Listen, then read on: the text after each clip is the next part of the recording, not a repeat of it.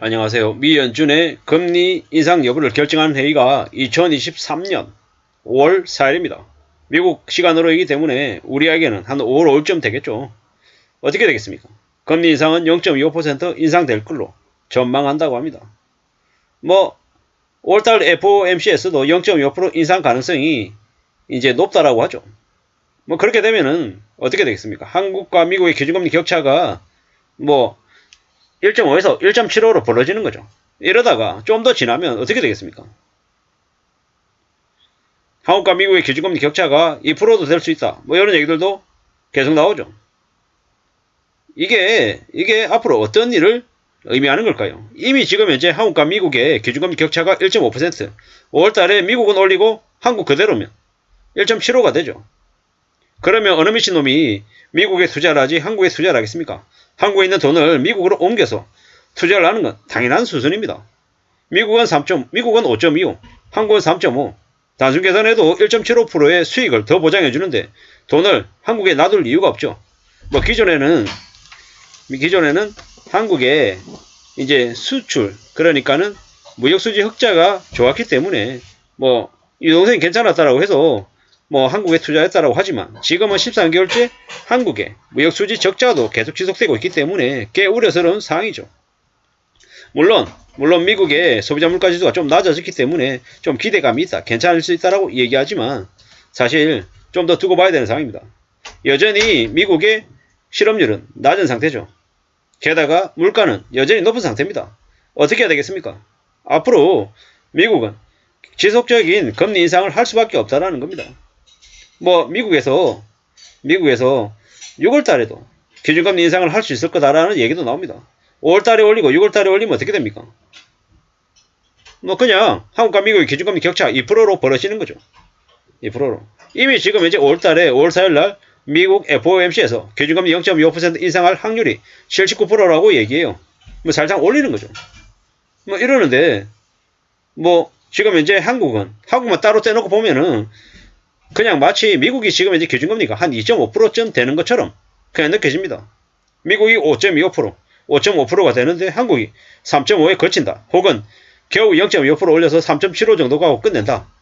그러면 시중금리가 계속 낮은 상태로 유지가 될까요? 유지될 수 없죠. 지금 현재 한국의 경제가 너무 도박을 하고 있다는 생각이 듭니다. 지금 현재 미국이 5.25% 가면 한국은 어때야 됩니까? 못해도 6% 가야 되는 게 현실이죠. 근데 채권금리가 한국 기준금리 따라갑니까? 미국의 기준금리 따라갑니까? 미국의 기준금리 따라가죠. 전 세계 채권은 미국을 중심으로 돌아가지 한국을 중심으로 돌아가는 게 아니다. 그렇기 때문에 한국의 기준금리가 낮다 하더라도 언제든지 미국에 끌려서 한국의 상황은 안 좋아질 수밖에 없다라는 겁니다. 매우 우려스러운 상황이죠. 이게 지금 이제 닥친 현실입니다. 한국의 선택권이 어디 있습니까? 한국에 끌려다니는 거지. 한국은 앞으로 폭망할 수밖에 없다라는 겁니다. 부담이 커지는 걸 끝나는 게 아니다라는 거죠. 한국은행이 무슨 놈의 물가하고 성장률을 모두 챙깁니까? 개소리 하지 말라 그래야 됩니다. 한국은행은 물가를 잡는 게 1번입니다. 물가를 잡는 게. 앞으로 어처구니 없는 일들이 계속 벌어지죠. 2023년 하반기에 금리를 내려야 된다라는 개소리를 언론들이 떠들어대고 있습니다. 미친놈들입니다. 쓰레기들입니다. 대한민국 더 망하라고 고사 지내는 거하고 똑같습니다. 지금 현재 추경호 아니면 이창용 그 다음에 금융원장은 누군지도 모르겠습니다. 이름도 기억 안 납니다. 쓰레기 같은 놈들이라. 금융감독 원장도 마찬가지고요.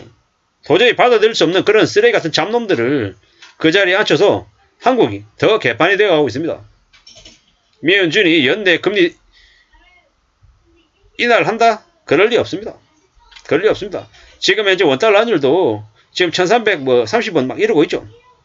세수도 덜 거치고 있답니다. 국제무역 수지 적자도 13개월째 이어지고 있죠. 이제 4월달까지 합치면은 이제 14개월째 연속 적자랍니다. 그나마 대중국 무역 상황이 괜찮았었는데 하반기부터 좀 괜찮아질 거라고 얘기했는데 지금 하반기부터는커녕 중국과의 외교적 갈등이 더 심해져서 더 개판이 되고 있죠. 게다가 러시아에게도 윤석열 대통령이라고 하는 놈이 온갖 잡소리를 해대서 우리 에너지 수입 관련한 부분들이 매우 우려스러워지고 있죠. 이래저래 좋은 거 하나도 없는데 대통령이라고 하는 놈이라도 정신 바로 잡혀있고 여당의 있는 실세들이라도 좀 그래도 이 엄중한 현실을 내다볼 수 있으면 좀 나아질 텐데 장제원, 권성동 같은 쓰레기 같은 인간들이 국민의힘을 좌지우지하고 있는 이 바닥에, 이 상황에 뭐가 희망이 있겠습니까? 참 어처구니가 없죠. 장제원, 권성동 같은 쓰레기 같은 인간들은 여의도에 광화문에 저작거리에 매달아야 됩니다. 그러니까 대한민국의 정치를 좌지우지하고 있다 보니 대한민국의 정치가 더 개판이 되고 있는 거죠. 물론 민주당이라고 해서 잘하고 있는 거 없죠. 그들도 마찬가지입니다. 쓰레기 같은 놈들 다 갈아치우고 좀 제대로 된 이로 바로 세워야 될 텐데 그런 리더십이 안 보이는 것 같습니다. 정치든 경제든 매우 암울한 상황이죠. 한국에 선택권 없습니다. 미국의 기준금리가 올라가면 한국은 경제 폭망이다. IMF 1997년, 98년에 IMF가 다시 이미 시작됐고 앞으로 더 많은 이들이 자영업자든 아니면 기업인이든 뭐든 대거 무너지고 몰락하고 망가지고 지옥이 펼쳐질 거다라고 보면 맞겠습니다.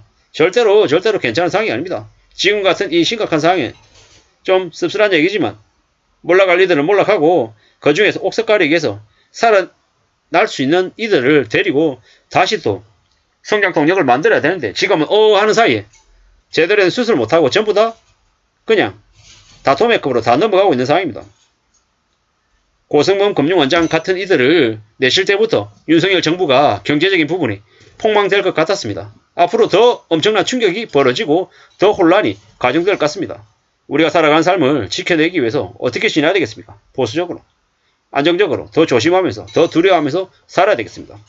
너는 왜 자꾸 부정적인 얘기를 하냐? 불편한 얘기만 하냐?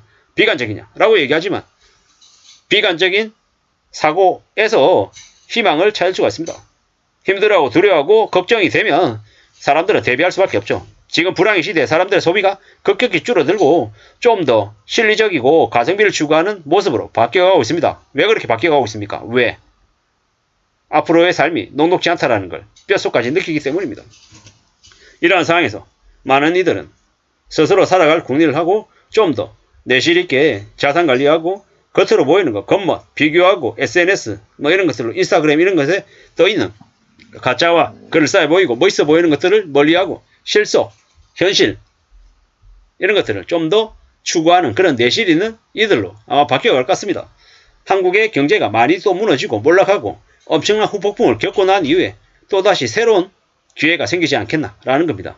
그렇게 되려면 좀 더 빨리 기회를 맞이하기 위해서는 지금의 이 혹독하고 충격적인 일들을 더 빨리 맞고 버릴 것과 가릴 것 다시 구분해서 정리해서 새로이 움직여야 되는데 그러한 결정들을 지금의 정부가 제대로 잘할 수 있을까라고 생각해보면 좀 암울합니다. 미국의 기준금리가 올라가는데도 한국은 우왕좌왕하고 정신 못 차리고 딴짓거리하고 있는 것 같은 생각이 들어서 답답해서 말씀드려봤습니다. 이상입니다.